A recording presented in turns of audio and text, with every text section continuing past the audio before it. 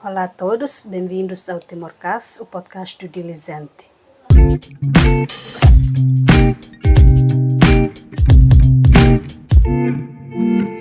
Eu sou a Joana Silva e hoje assinalamos uma data muito especial, o Dia Mundial da Língua Portuguesa, celebrado a 5 de maio. Esta efeméride, proclamada pela Unesco em 2019, reconhece a importância global da língua de Camões, falada por mais de 265 milhões de pessoas nos 5 continentes. Em Timor-Leste, o português é uma das línguas oficiais a par do teto. Mas mais do que um idioma administrativo, foi uma língua de resistência e afirmação cultural durante a ocupação. Hoje continua a ser uma ponte para o conhecimento, para a cooperação internacional e para a afirmação da identidade timorense no espaço lusófono. Por esta conversa, temos conosco um convidado muito especial, o professor Vicente Paulino.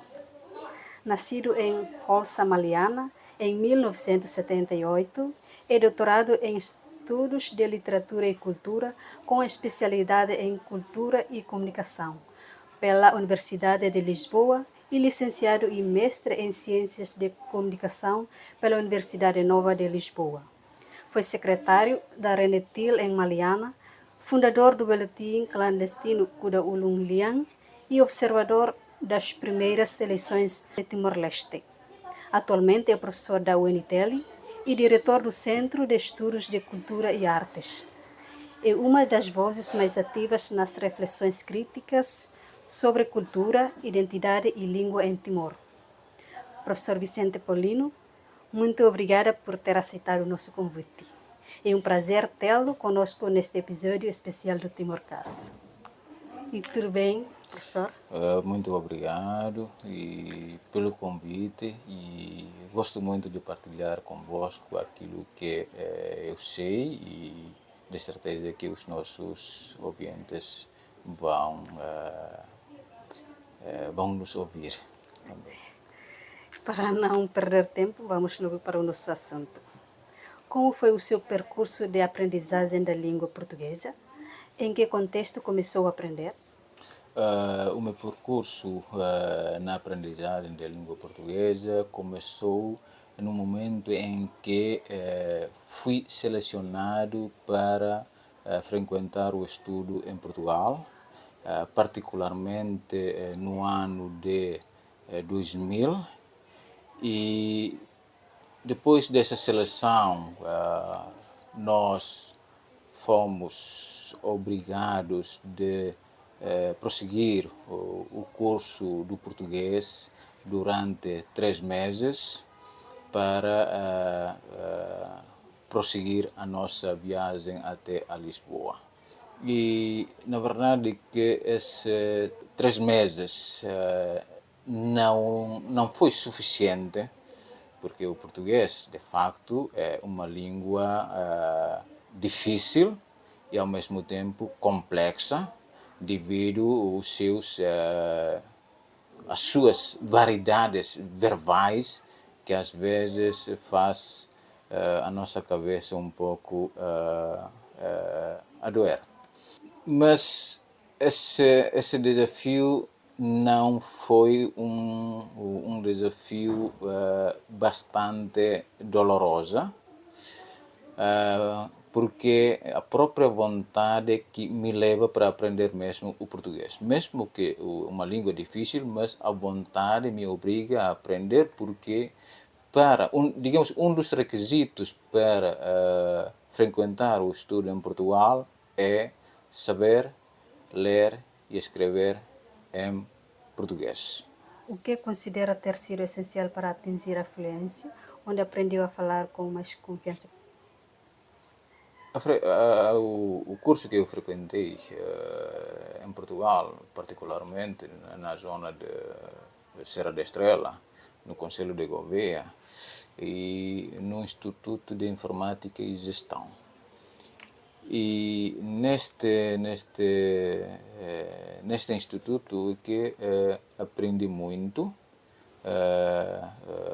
a forma como pronunciar uma palavra, através das matérias dadas pelos professores, incluindo as conversas diárias com os colegas.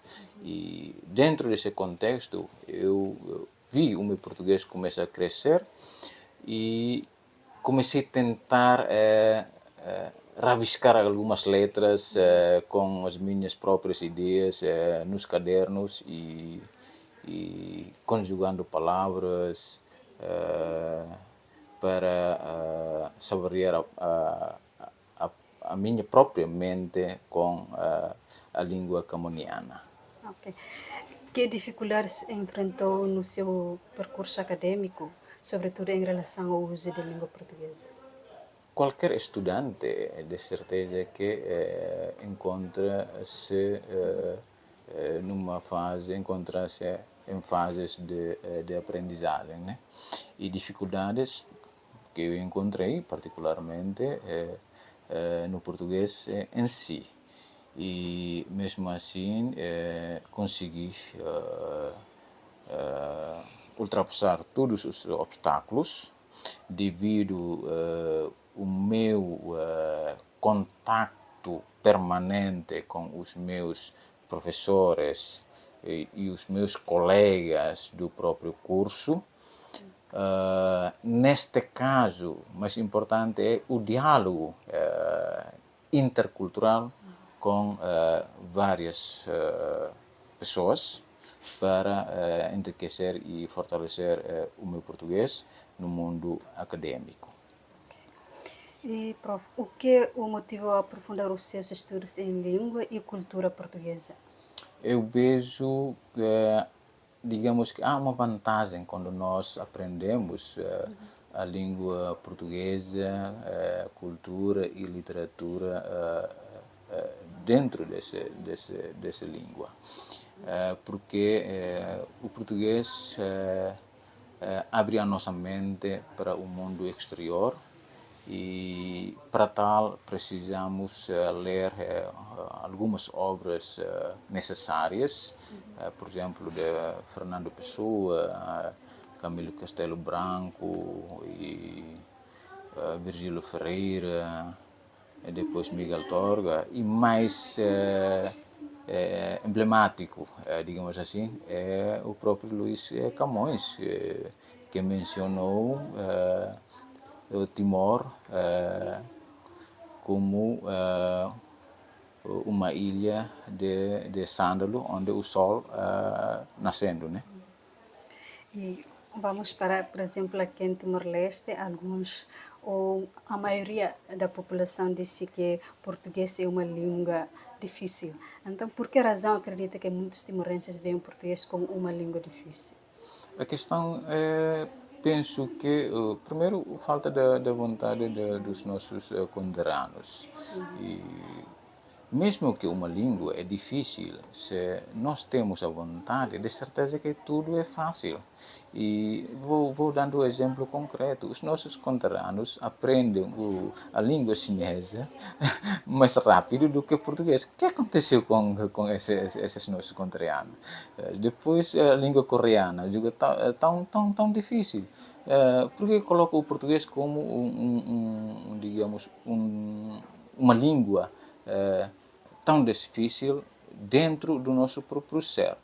Se nós colocamos isso como uma questão, nós estamos a apresentar aquilo que se chama preconceito linguístico dentro do nosso próprio ser.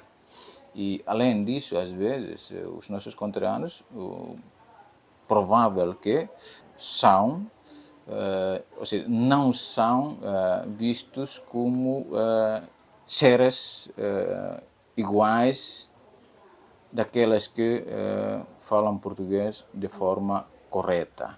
E outra questão, quando o nosso conterrâneo fala mal um pouco, ou seja, pronunciar mal uma palavra, e outros começam a rir. Isso pode ser um dos elementos que implica a aprendizagem do português por parte dos nossos conterrâneos mesmo. Ok.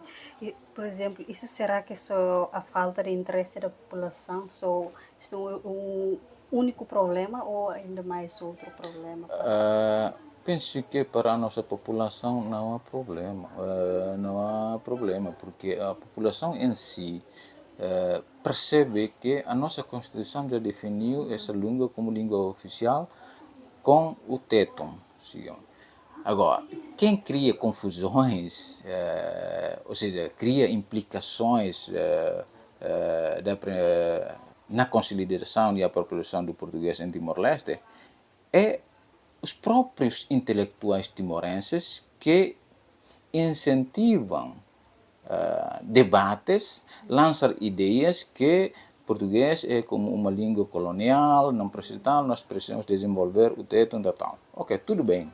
Mas aquelas que defendem muito, ou seja, aquelas que apresentam essas ideias, de facto, continuam a escrever os seus textos em inglês e português para serem publicados nas revistas científicas nacionais e internacionais.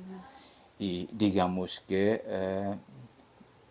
até aquela expressão mais correta, nós, intelectuais, que criam a dicotomia entre essas duas línguas. Mas eu acredito que a população em geral continua a manter a sua posição que o português é a nossa língua oficial, mais cedo ou mais tarde vai ser uma língua verdadeiramente timorense. E, prof, considera que o ensino do português nas escolas timorenses está adaptado às realidades e desafios dos jovens? Eu vejo algumas mudanças significativas no ensino, a partir do ensino básico, porque com essa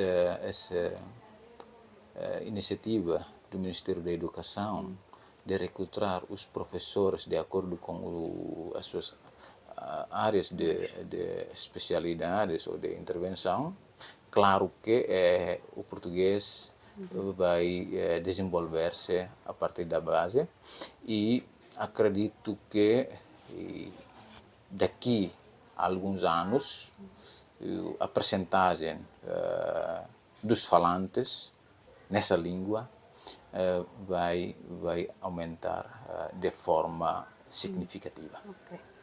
E acha que ser fluente em português faz diferença na vida de uma pessoa timorense atualmente?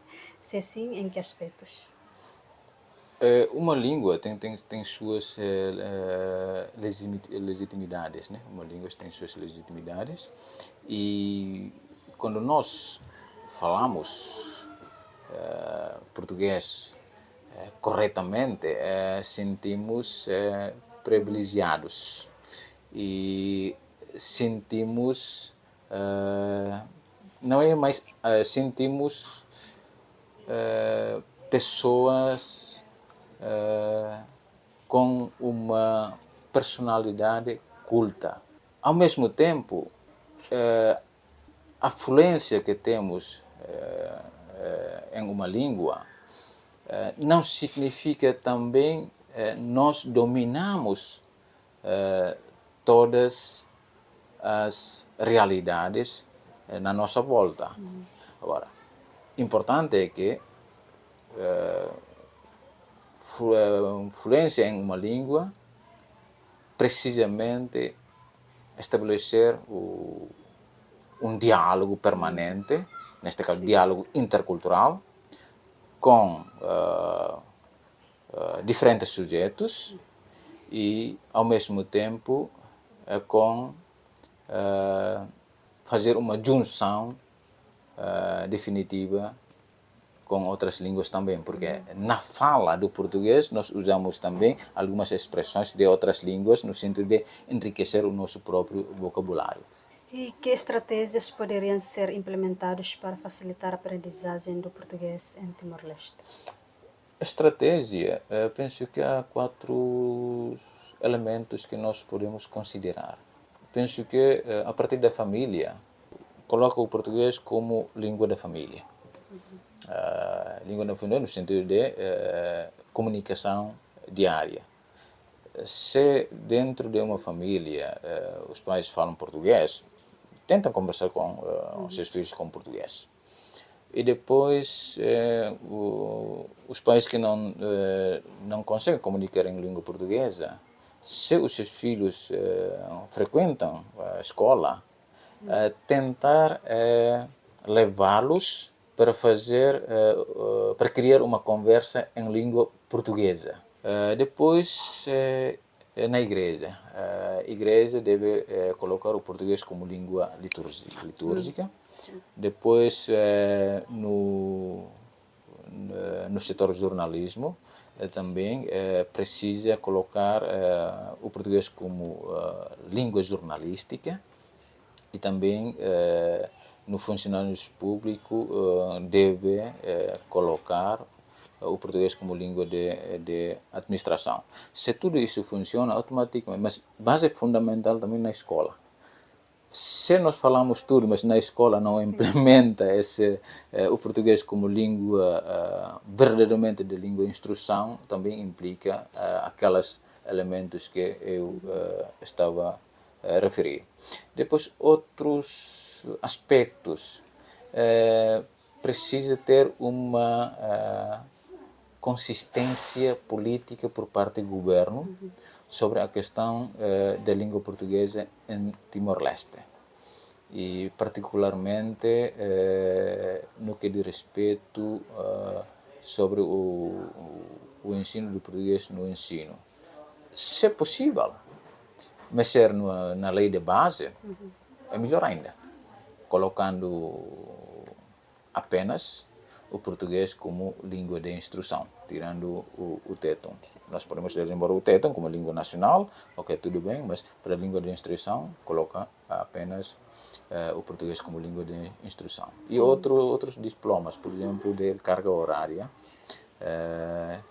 No ensino básico, se não me engano, há 2 diplomas ministeriais referem que ensinar o língua téton e língua português apenas 25 minutos. Isso implica muito o desenvolvimento tanto do português bem como do téton.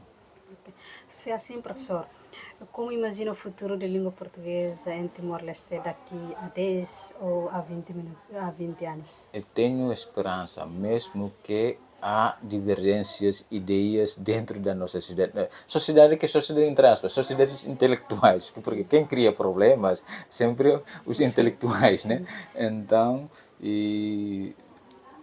acredito sempre, português, uma vez que firmado na nossa Constituição como língua oficial, não vai apagar-se, e daqui em frente o número dos falantes aumenta-se, e estou certo que